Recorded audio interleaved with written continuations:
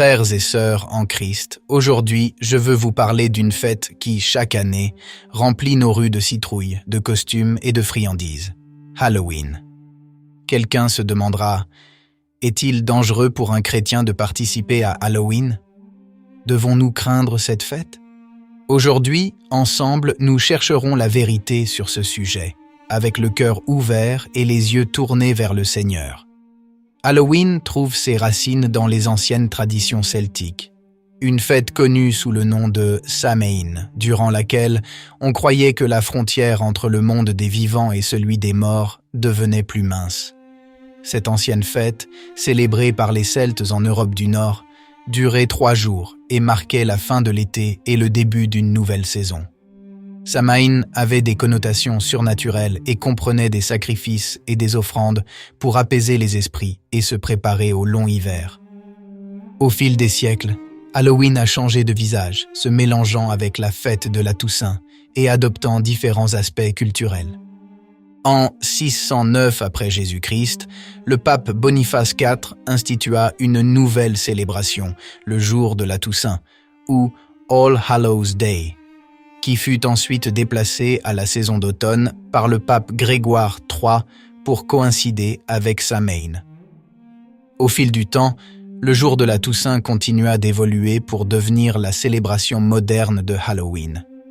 Les sacrifices de Samhain se transformèrent en distribution de friandises, mais la fête conserva beaucoup de ses racines païennes, comme la célébration de la mort et de la Renaissance. Aujourd'hui, nous nous demandons, les chrétiens devraient-ils vraiment célébrer Halloween?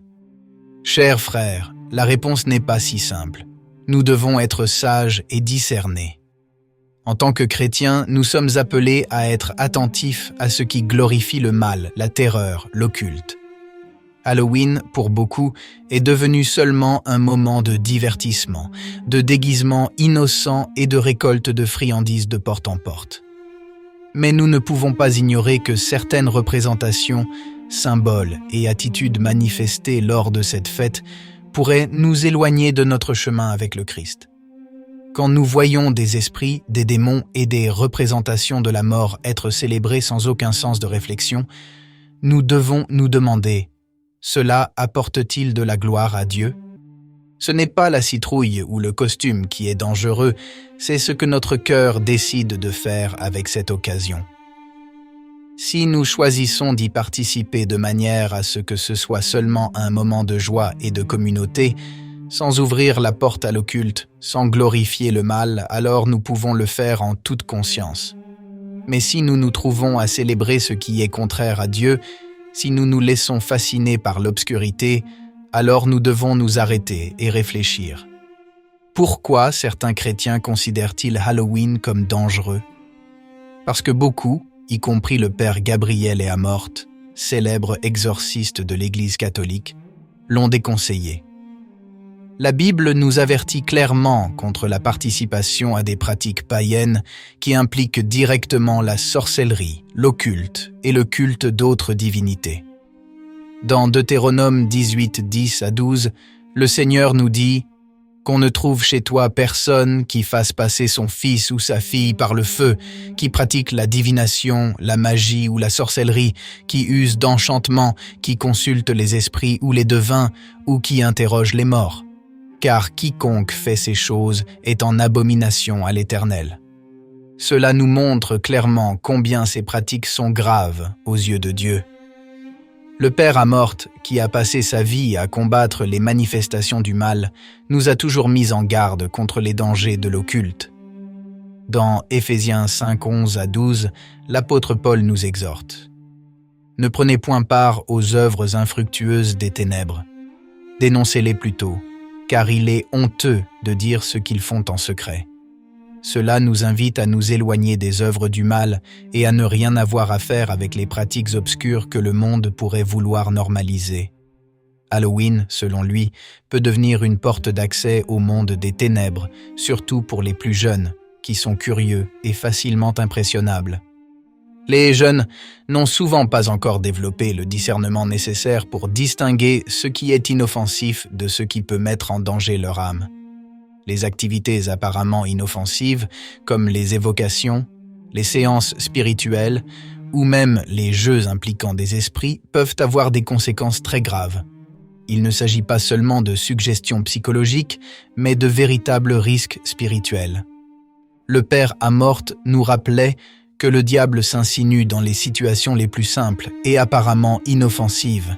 Et Halloween, avec ses images de sorcières, de démons et d'esprits, risque d'attirer les gens vers des pratiques qui sont loin de la lumière de Dieu. Il est important de comprendre que derrière les symboles et les rituels de Halloween peut se cacher une ouverture à l'occulte, risquant de devenir une invitation implicite au mal.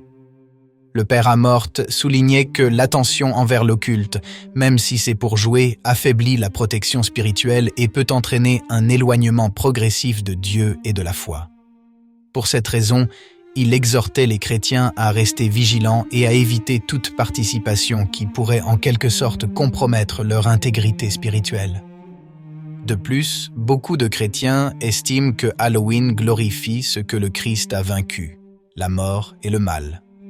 Dans 1 Corinthiens 10, 20 à 21, Paul écrit « Je dis que ce que les païens sacrifient, ils le sacrifient aux démons et non à Dieu. Et je ne veux pas que vous soyez en communion avec les démons. Vous ne pouvez pas boire à la coupe du Seigneur et à la coupe des démons. Vous ne pouvez pas participer à la table du Seigneur et à la table des démons. » Ce verset nous avertit clairement des dangers de participer à des rituels ou célébrations qui peuvent avoir des liens avec le monde démoniaque. Participer à cette fête sans discernement peut, pour certains, signifier minimiser le pouvoir des ténèbres et oublier la victoire que Jésus a remportée pour nous sur la croix. Lorsque nous célébrons ce qui est obscur, même pour plaisanter, nous risquons de nous éloigner de notre véritable appel à être la lumière du monde. Nous ne pouvons pas permettre que la culture de la terreur et de l'occulte prenne le dessus sur nos vies. Voyez-vous, le diable ne se présente pas toujours sous des formes effrayantes. Parfois, il se déguise sous des apparences innocentes. Notre tâche est de veiller, d'être sobre, comme Pierre nous l'enseigne. Soyez sobre, veillez. Votre adversaire, le diable, rôde comme un lion rugissant, cherchant qui dévorer. Halloween peut être un moment pour nous rappeler la victoire du Christ sur la mort, pour témoigner de la lumière au milieu des ténèbres. Au lieu de craindre, nous pouvons transformer ce moment en une occasion de parler de l'amour de Dieu, de l'espérance éternelle que nous avons en Jésus, et de la manière dont il a déjà vaincu tout pouvoir du mal. Pour de nombreux chrétiens, il existe 3 réponses possibles à Halloween: le rejet, l'acceptation ou la rédemption de la fête. Certains choisissent de rejeter complètement Halloween, y voyant un lien direct avec le paganisme et avec des pratiques occultes. Cette position est respectable, car elle met en avant la protection de sa foi et le désir d'éviter tout compromis avec les ténèbres. D'autres chrétiens, cependant, acceptent Halloween comme un simple événement culturel, dépourvu de signification religieuse, et y participent en toute conscience, en évitant tout ce qui pourrait offenser leur foi. Enfin, certains cherchent à racheter Halloween, en le transformant en une occasion de témoigner de la lumière du Christ et de partager le message de l'Évangile. Mais comment pouvons-nous faire tout cela concrètement ? Comment pouvons-nous transformer Halloween en une occasion de témoigner de notre foi ?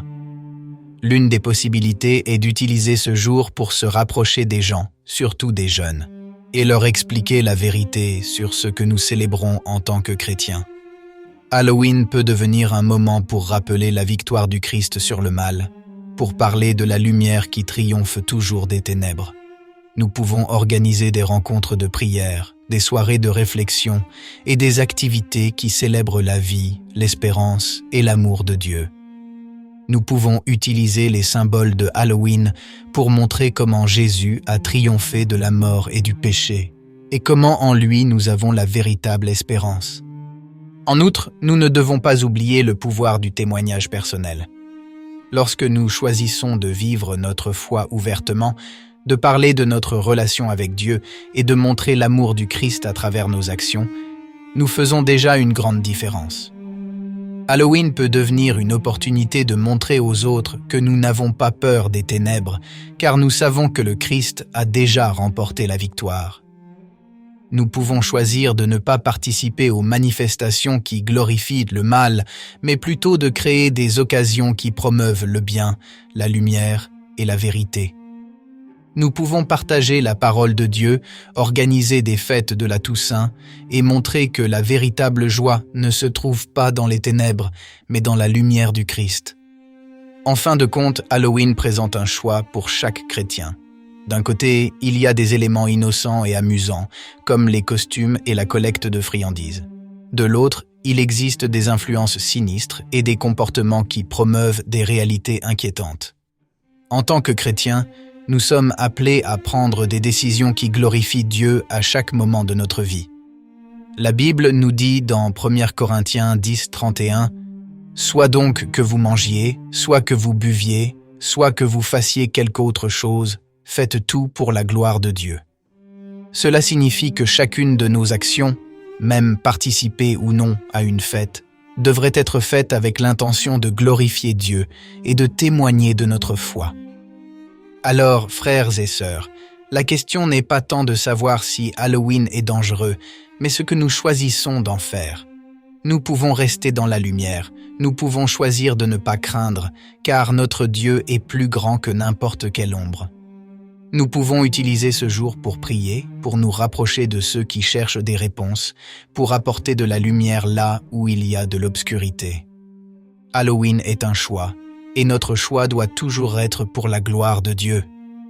N'oublions pas que même la façon dont nous parlons et nous comportons peut être un témoignage.